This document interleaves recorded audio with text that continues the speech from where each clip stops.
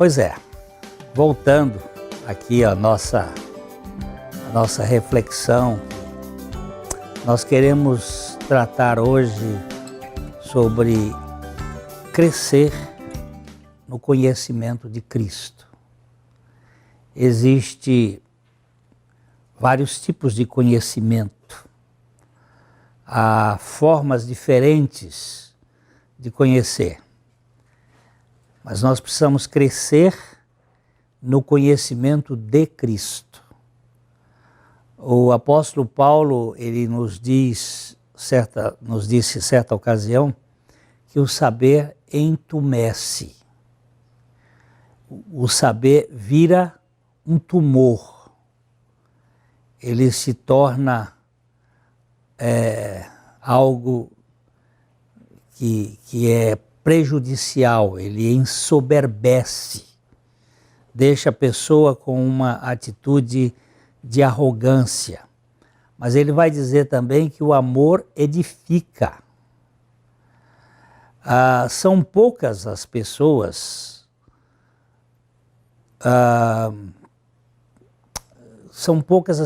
que realmente não ficam inchadas com aquilo que sabem, com o conhecimento.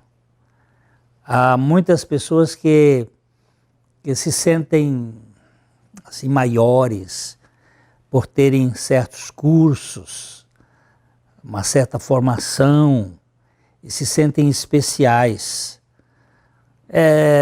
Não propriamente a sabedoria, eu não estou falando da sabedoria, mas deste saber que envaidece, que mantém as pessoas donas da verdade e que faz com que elas pensem que o seu conhecimento é um patrimônio de valor inestimável, que eles são melhores do que os outros. A ciência dos fatos, sem a consciência da finitude humana, pode ser um prejuízo terrível para a concretização da verdadeira sabedoria. A pessoa que sabe muito sobre muitas coisas e tem um conhecimento avantajado, ela pode se achar acima dos outros, né? E fica envaidecida. Lembrando aqui que Sócrates, o filósofo grego daquela primeira parte da Grécia Antiga, ele diz que a única coisa que eu sei é que nada sei. Isso parece uma hipérbole, uma figura de exagero aqui, alguma coisa que não é bem assim, mas é. Porque quando você sabe que não sabe, você já sabe muito mais do que aquele que pensa que sabe. Porque sabe um pouco, aquele que sabe um pouco das coisas que sabe, fica às vezes muito soberbo. E aquele que acha, que percebe, que não sabe, ele já sabe mais. Porque o conhecimento é muito vasto. O melhor saber, o mais claro saber é aquele que não nos envaidece com o que se sabe. Esse é o trato melhor do saber. Quando a gente não se torna envaidecido com o conhecimento. Os mestres, os professores, aqueles que se dedicam na igreja a ministrar os conhecimentos, eles são eternos aprendizes, eles são alunos contínuos, eles são pessoas que estão sempre dispostos a conhecer. Uma marca dos discípulos de Jesus, eu diria uma marca marcante dos discípulos de Jesus, é a condição de ser ensinável. Tem gente que não é ensinável, ele só quer ensinar. Mas a característica dos discípulos de Jesus é que são pessoas realmente ensináveis. Uma ocasião eu recebi em casa um teólogo, um professor, um homem muito, muito preparado, e nós estivemos conversando sobre muitos assuntos. E em um determinado momento eu falei de uma coisa que para mim era rudimentar, uma coisa muito simples. E ele se mostrou extremamente interessado e disse: irmão, eu não sabia disto e queria saber, e eu fiquei admirado porque, a meu ver, uma coisa insignificante, mas ele estava bebendo e querendo conhecer mais, e assim que eu vejo os discípulos de Jesus. São pessoas que não estão fechadas, não têm o filtro fechado, mas estão prontas para querer aprender. Se nós formos feitos discípulos do Senhor, nós seremos permanentes aprendizes. Estaremos prontos a querer saber cada vez mais. Alguns de nós fomos chamados para ensinar, para pregar e ensinar. Porém, antes de sermos mestres ou estarmos nessa posição de ensino, nós somos sempre alunos, nós somos aprendizes e precisamos aprender com o Senhor a respeito do Senhor. No discipulado cristão não há lugar para os tais doutores. Não existe essa postura. Eu até costumo brincar, porque tem um título acadêmico que se usa, doutor em divindade. Pode ser muito interessante do ponto de vista acadêmico, mas ele é falho na sua estrutura, porque ninguém pode conhecer tanto Deus a ponto de ser doutor na divindade. Nós somos realmente estudantes, aprendizes, discípulos. Se o saber dos acadêmicos snobs os envaidece, o saber dos doutores que se veem sábios na igreja é insuportável. É triste quando você vê aquela postura, você sabe quem eu sou.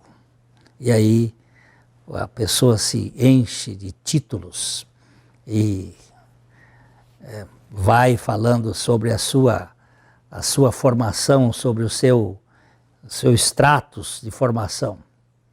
É triste quando vemos alguém querendo dar um pitaco no que nada sabe. E nós precisamos agora perceber a grandeza do que Deus tem para conosco, da realidade espiritual. Queremos conhecer as coisas que realmente significam. Há coisas que podemos dar alguma noção. Todavia, há assuntos em que a árvore do conhecimento do bem e do mal nada tem a dizer. Eu não posso afirmar certas coisas do céu, certas coisas das realidades divinas com um mero conhecimento que eu tenho aqui neste mundo. Jeremy Taylor, um pensador inglês, disse: ter orgulho do saber é o sinal da maior ignorância. Ter orgulho do saber é o sinal da maior ignorância. Aquele que sabe normalmente percebe que não sabe tanto quanto o saber do assunto requer. Nós estamos aqui primeiro falando sobre a necessidade que nós temos de ser desconstruídos desta soberba de achar que já sabemos tudo e que sabemos o suficiente para nos manter numa posição, num pedestal, que não é bem assim. O sábio de verdade não sabe que sabe o suficiente para ser considerado como um sábio. Sendo assim, ele continua humilde, humildemente matriculado na escola permanente do aprendizado cristão. Nós vamos entrar aqui nessa necessidade de conhecermos a Cristo. E é um conhecimento que não se esgota. Isso é impossível. Não é beber o café dessa xícara, que a gente pode, ele tem um volume, é tentar beber a água do mar. É impossível. É um conhecimento que ultrapassa todos os limites de nossa possibilidade. Nós precisamos ganhar essa dimensão. Por exemplo, Donald Nichol disse, para saber o que é santidade, você precisa ser santo. Olha só.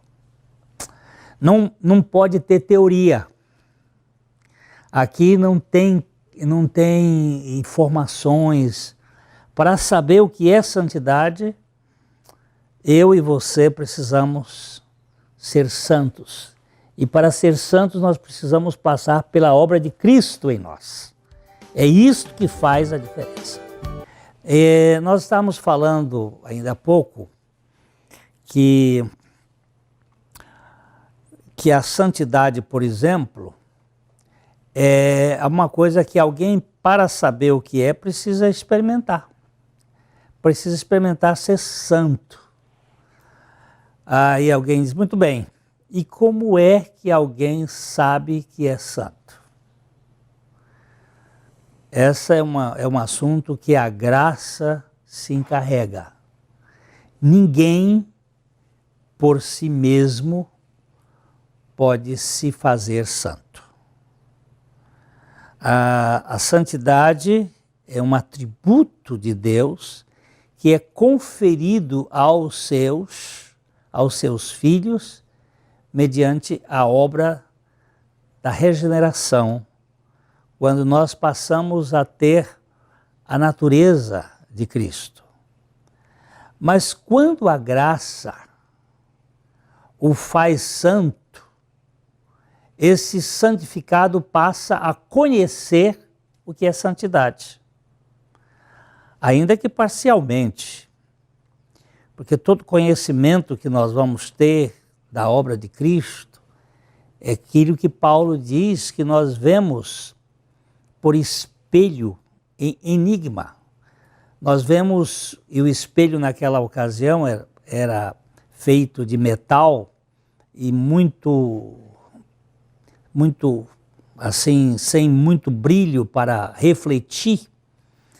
E nós vemos parcialmente, nós vemos como que embaçado. E o santo, que é santo, ele é santo, mas não significa que é perfeito.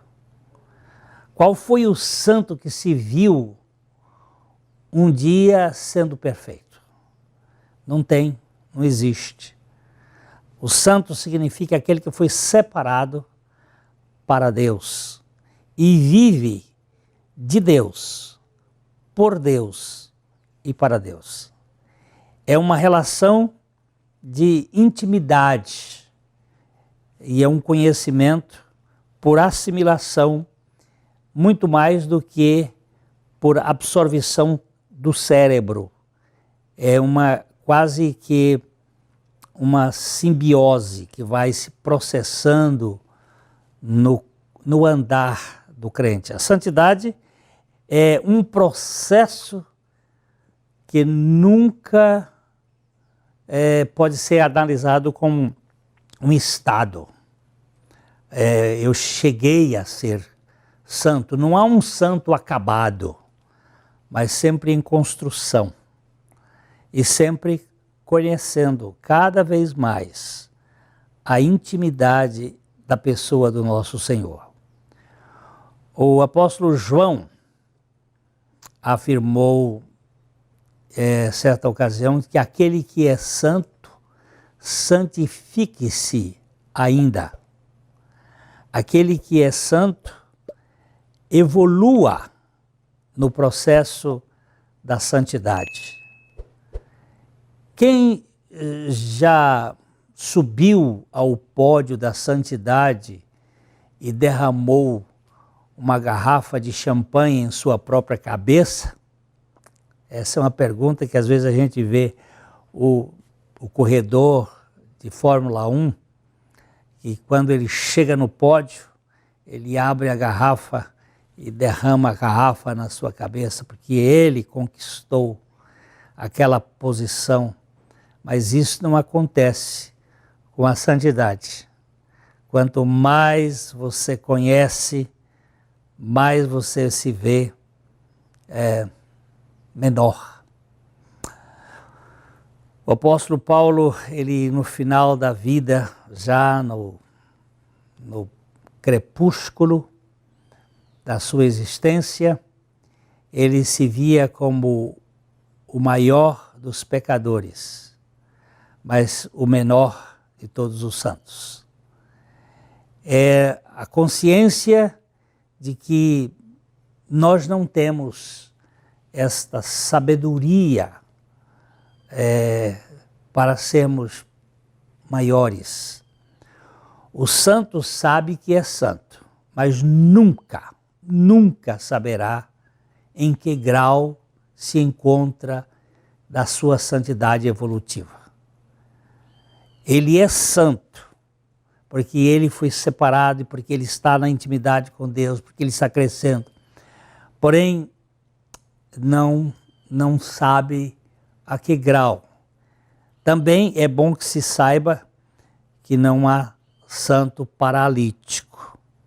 Ele está andando, está evoluindo, está crescendo, está se desenvolvendo na sua vida com Deus em Cristo Jesus. Há um pensamento de um sábio, John Metcalfe, e pode nos ajudar a respeito ao legítimo saber. Ele diz: nada fará com que você deseje mais deixar de pecar do que saber que Cristo de fato tomou e remiu todos os seus pecados, passados, presentes e futuros. Deixa eu ver se eu consigo repetir. Nada fará com que você deseje mais deixar de pecar do que saber que Cristo, de fato, tomou e remiu todos os seus pecados, sejam passados, presentes ou futuros. Não há maior conhecimento do que conhecer pessoalmente a obra e a pessoa de Cristo em nosso favor. Conhecer aquilo que Ele fez e faz em nós e por nós, para nos libertar de toda presunção, de toda altivez, de toda soberba. Não se enfadem num saber que termina aqui, mas busquem de coração conhecer a Cristo e este crucificado. Conhecer o Senhor que assumiu a sua causa, que morreu a sua morte, que ressuscitou para dar a você e a mim uma nova qualidade de vida. Não uma vida de batista, ou católico, ou metodista, ou assembleano, ou espírita, ou qualquer outra coisa, mas a vida de Cristo. A vida de Cristo.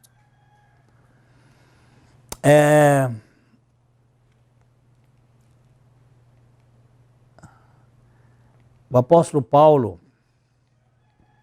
ele nos diz em em Filipenses, no capítulo 3, nos versículos de 8 a 10, ele nos diz, sim, o versículo 8 diz, sim, deveras considero tudo como perda por causa da sublimidade do conhecimento de Cristo Jesus, meu Senhor, por amor do qual eu perdi todas as coisas e as considero como refúgio para ganhar a Cristo e ser achado nele, não tendo justiça própria que procede da lei, senão a que é mediante a fé em Cristo, a justiça que procede de Deus, baseada na fé.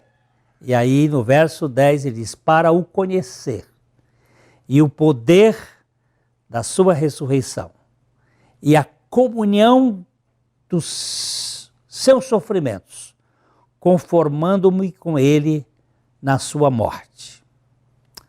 Você está vendo? O objetivo aqui do apóstolo Paulo é que ele considerou tudo como perda por causa da sublimidade do conhecimento de Cristo. E essa sublimidade, ela vai a este ponto para o conhecer e o poder da sua ressurreição, conformando-me com a sua cruz, com os seus sofrimentos, conformando-me com a sua morte, para que depois nós ganhemos a dimensão da sua vida. No mundo há somente uma coisa digna de ser buscada, o conhecimento de Deus, mas o conhecimento pessoal, vivo, relacional com Ele. Este é eterno. Os outros são conhecimentos que vão terminar na sepultura. O conhecimento pessoal de Deus em Cristo, mesmo que seja limitado, é muito mais valioso do que o conhecimento teológico sobre Deus. Pode-se conhecer muito sobre a divindade sem nenhum conhecimento da própria divindade, do próprio Deus. Paulo fala para o conhecer, isto é intimidade. O que precisamos de verdade, é o que o apóstolo Pedro ressalta, antes crescei na graça e no conhecimento de nosso Senhor Jesus Cristo. A Ele seja toda a glória, aqui, agora e no dia eterno. Que você e eu possamos conhecer a Cristo e tenhamos este conhecimento como realidade. Onde você está evoluindo no seu conhecimento? Esta é a nossa pergunta aqui, de coração para coração.